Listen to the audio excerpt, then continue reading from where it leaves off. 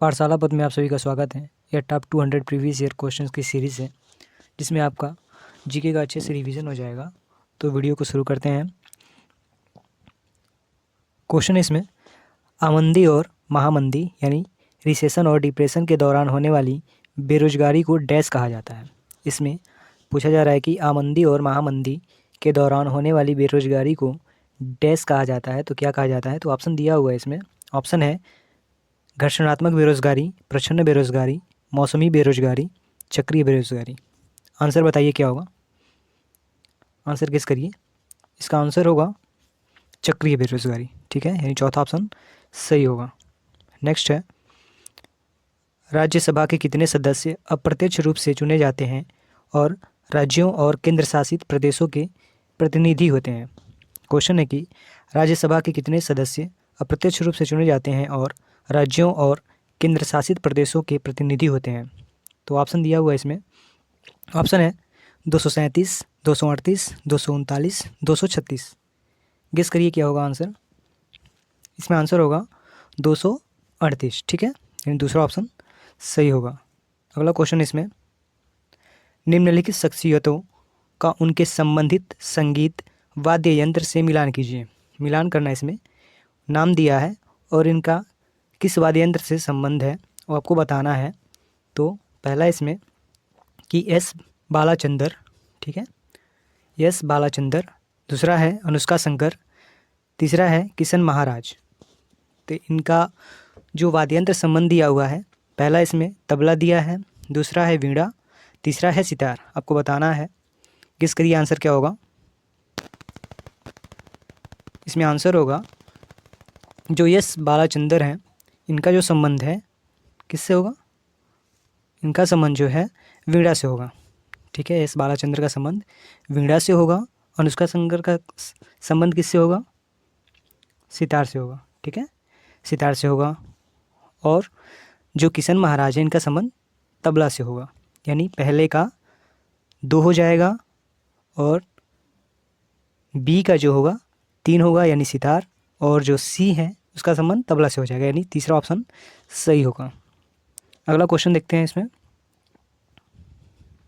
Next है, 2011 में महिलाओं की 59.3 के मुकाबले पुरुषों की वयस्क साक्षरता दर 15+ थी। तो कितनी थी आपको बताना है कि 2011 में महिलाओं की 59.3 के मुकाबले पुरुषों की वयस्क साक्षरता दर 15+ थी, तो कितनी थी?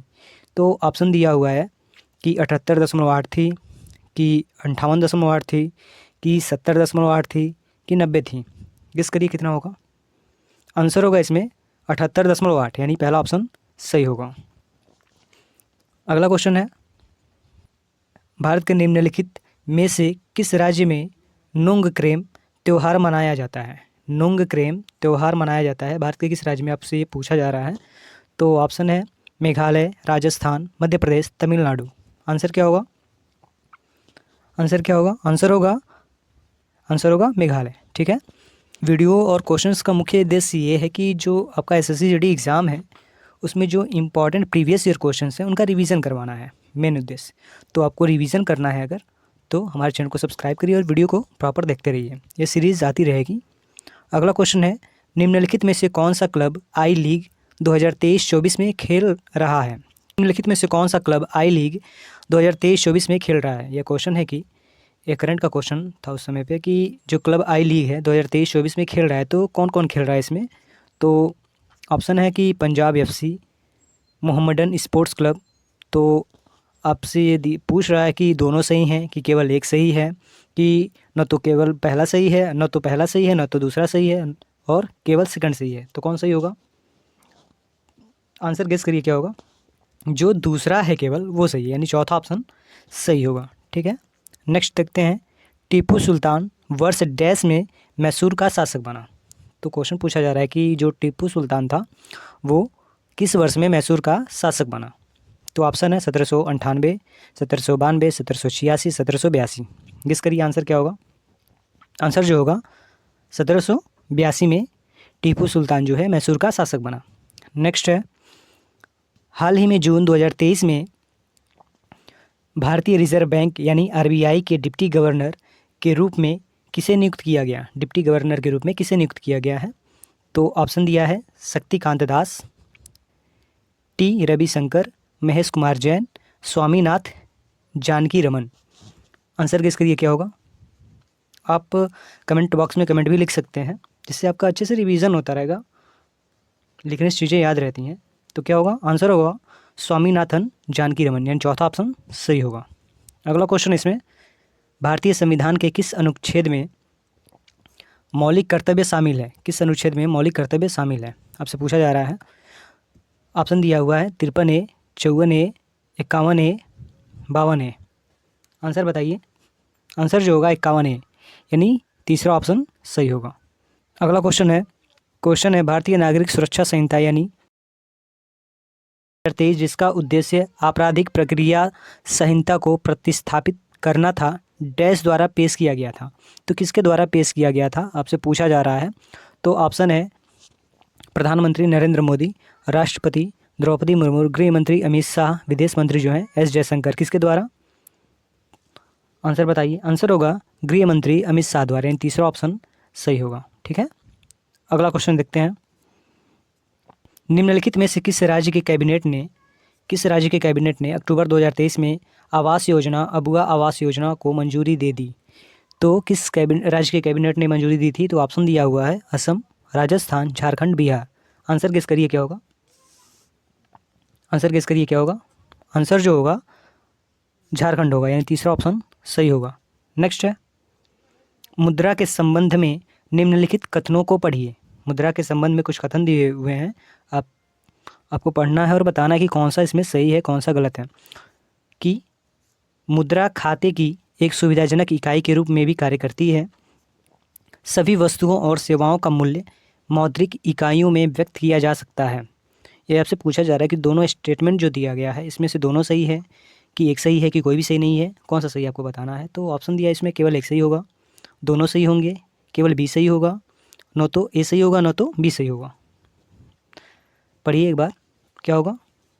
इसका आंसर होगा ए और बी दोनों सही है, यानी ऑप्शन जो बी है वो सही होगा। ठीक है, नेक्स्ट है, मौर्य साम्राज्य का संस्थापक कौन था? मौर्य साम्राज्य का संस्थापक आपसे पूछा जा रहा है कि मौर्य साम्राज्य का संस्थापक कौन था। आंसर गेस करिए क्या होगा। ऑप्शन है चंद्रगुप्त मौर्य, महापद्मनंद, अशोक, बिंदुसार। आंसर क्या होगा। आंसर होगा चंद्रगुप्त मौर्य, यानी पहला ऑप्शन सही होगा। अगला क्वेश्चन है, भारत में पंचवर्षीय योजना के संबंध में निम्नलिखित में से कौन सा कथन सही है? पंचवर्षीय योजना के संबंध में कुछ नीचे कथन दिया गया है, आपको बताना है कि कौन सही है। तो ऑप्शन इसमें 10वीं पंचवर्षीय योजना के अंत तक भारत सबसे तेज़ी से बढ़ती अर्थव्यवस्था में से एक बनकर उभरा, यानी जब 10वीं पंचवर्षीय योजना चल रही थी तो उस समय जो भारत था वो सबसे तेज़ी से बढ़ती हुई अर्थव्यवस्था के रूप में बनकर उभर रहा था। ये सही है कि नहीं है, ये आपको बताना है। अगला है, 10वीं पंचवर्षीय योजना ने विकास के कुछ प्रमुख संकेतों के लिए निगरानी योग्य लक्ष्य यानी मॉनिटरेबल टारगेट्स निर्धारित किए थे। तो आपको बताना है कि जो दोनों स्टेटमेंट दिया गया है दोनों में से कौन सा सही है, कौन सा गलत है। तो ऑप्शन दिया इसमें न तो पहला सही है न तो दूसरा सही है, केवल पहला सही है, केवल दूसरा सही है और दोनों सही हैं। तो आंसर क्या होगा, आंसर गेस करिए। आंसर जो होगा इसमें दोनों सही है, यानी चौथा ऑप्शन सही होगा। ठीक है, नेक्स्ट क्वेश्चन देखते हैं। कमेंट बॉक्स में आप कमेंट भी कर सकते हैं कि आपका कितना क्वेश्चन सही हुआ। अगला इसमें कि निम्नलिखित में से किस नृत्य शैली की उत्पत्ति आंध्र प्रदेश में हुई? निम्नलिखित में से किस नृत्य शैली की उत्पत्ति आंध्र प्रदेश में हुई? तो ऑप्शन है भरतनाट्यम, कथक, सत्रिया, कुचिपुड़ी। आंसर क्या होगा, इजी सा क्वेश्चन है ये। आंसर होगा कुचिपुड़ी, यानी चौथा ऑप्शन क्या होगा, सही होगा। ठीक है, नेक्स्ट है, समय की मूल इकाई क्या है? बहुत ही इजी क्वेश्चन है ये। समय की मूल इकाई क्या है? ऑप्शन है मिनट प्रति सेकंड, सेकंड, घंटा, मिनट। आंसर गेस करिए क्या होगा। आंसर होगा ऑप्शन बी, यानी सेकंड। ठीक है, अगला क्वेश्चन है, भारत में हरित क्रांति के संबंध में निम्नलिखित में से कौन सा कथन सही है? हरित क्रांति के संबंध में नीचे स्टेटमेंट दिया गया है और आपको बताना है कि कौन सा सही है। ठीक है, तो पहला स्टेटमेंट है कि हरित क्रांति के दौरान पारंपरिक कृषि से एकल कृषि की ओर बढ़ने से छोटे किसानों पर नकारात्मक प्रभाव पड़ा। ठीक है, नकारात्मक प्रभाव पड़ा उन पर। और दूसरा स्टेटमेंट है, हरित क्रांति के प्रभावों में से एक कृषि में अत्यधिक पूंजीकरण है। हरित क्रांति के प्रभावों में से एक कृषि में अत्यधिक पूंजीकरण है। तो आपको बताना है, ऑप्शन दिया है केवल दूसरा सही है कि दोनों सही हैं, केवल एक सही है और कोई नहीं सही है, ना तो पहला सही है ना तो दूसरा सही है।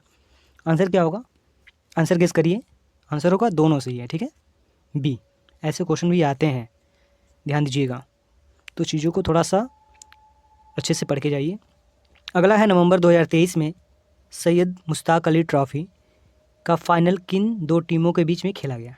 क्वेश्चन पूछा जा रहा है कि आपसे कि नवंबर 2023 में सैयद मुश्ताक अली ट्रॉफ़ी जो हुई थी, जो फाइनल है, किन दो टीमों के बीच में खेला गया? तो ऑप्शन है असम और बड़ौदा के बीच में, बड़ौदा और दिल्ली के बीच में, पंजाब और बड़ौदा के बीच में, पंजाब और असम के बीच में। आंसर गेस करिए। आंसर क्या होगा? पंजाब और बड़ौदा के बीच में, यानी तीसरा ऑप्शन क्या होगा? सही होगा, ऑप्शन सी सही होगा। नेक्स्ट है, किसी भी टेनिस खेल में कोई भी खेल 0-0 से शुरू होता है, ठीक है, और टेनिस में 0 पॉइंट को डैश कहा जाता है। तो उस 0 पॉइंट को क्या कहा जाता है? तो ऑप्शन है start, origin, love, base. Answer क्या होगा? आंसर जो होगा लव होगा, ठीक है, यानी तीसरा ऑप्शन सही होगा। नेक्स्ट है, भारतीय नृत्य में डैश, भारतीय नृत्य में प्रदर्शन या अनुसंधान अध्ययन में उत्कृष्टता और उपलब्धि की मान्यता में दिया जाता है। क्या दिया जाता है? आपसे पूछा जा रहा है कि भारतीय नृत्य में डैश पुरस्कार है कोई, भारतीय नृत्य में प्रदर्शन या अनुसंधान अध्ययन में उत्कृष्टता और उपलब्धि की मान्यता में दिया जाता है। तो कौन सा पुरस्कार है? तो ऑप्शन है मनोरमा ठक्कर पुरस्कार, नृत्य चूड़ामणि पुरस्कार, रुक्मणी देवी पुरस्कार, उदय शंकर पुरस्कार। कौन सा पुरस्कार दिया जाता है? आंसर बताइए। आंसर होगा पहला, यानी मनोरमा ठक्कर पुरस्कार, यानी पहला ऑप्शन सही होगा। वीडियो यहीं समाप्त होता है। वीडियो पसंद आए तो प्लीज़ वीडियो को लाइक करें, शेयर करें और चैनल को सब्सक्राइब करें। जय हिंद।